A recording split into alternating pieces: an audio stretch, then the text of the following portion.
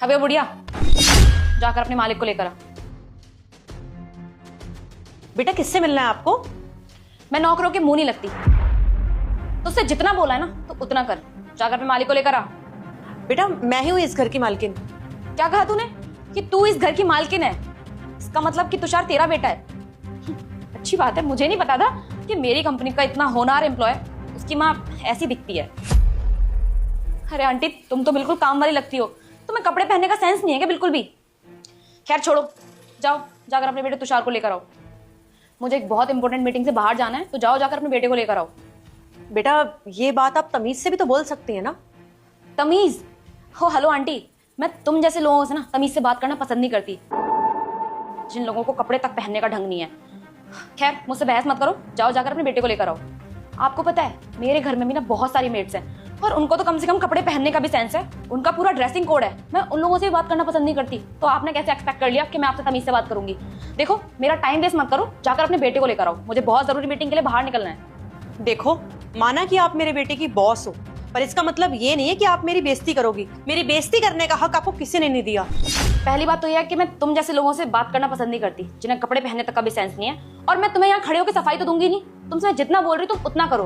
यानी कैसी माँ तुषार की इतनी बहस किए जा रही है। आंटी आपको पता है मेरे पेरेंट्स का कितना बड़ा बिजनेस है, और मेरी मॉम वो तो बहुत ज्यादा टैलेंटेड है। अरे सोसाइटी की प्रेसिडेंट हैं, आए दिन मेरी मॉम की फोटो ना अखबार में आती रहती है। और आप अपने आप को देखो, आपको अपने आप को देख के शर्म नहीं आती थोड़ी बहुत भी? आपका लुक ना एकदम काम वाली बाई जैसा है। अरे आप थोड़ा पैसा वेस्ट करो, अपना ड्रेसिंग सेंस चेंज करो। आपके बेटे को भी आपको बाहर ले जाने में शर्म आती होगी, क्योंकि आपका हुलिया ही ऐसा है। अच्छा, कहीं मिसेस एंड मिस्टर कपूर की बात तो नहीं कर रही हो आप? जरूर आपने मेरे मॉम डैड के बारे में अखबार में पढ़ा होगा, इसका मतलब कि आप पढ़ी लिखी हो। जी। ओह क्या बात है, आप पढ़ी लिखी भी हो, मुझे तो सोच के हंसी आ रही है। अरे आंटी क्या फायदा इतना पढ़ा लिखा होने का, आपको करना तो ये झाड़ू पोछा ही है। मैम आप ये किस तरीके से बात कर रही है मेरी माँ से?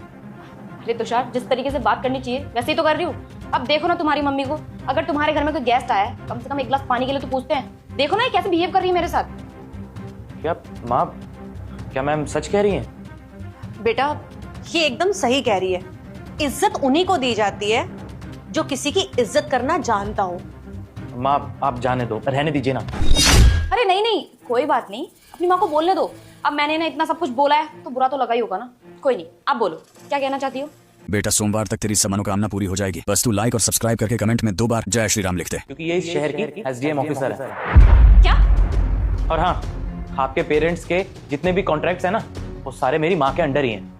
I am really sorry aunty, मुझे प्लीज माफ कर दीजिए।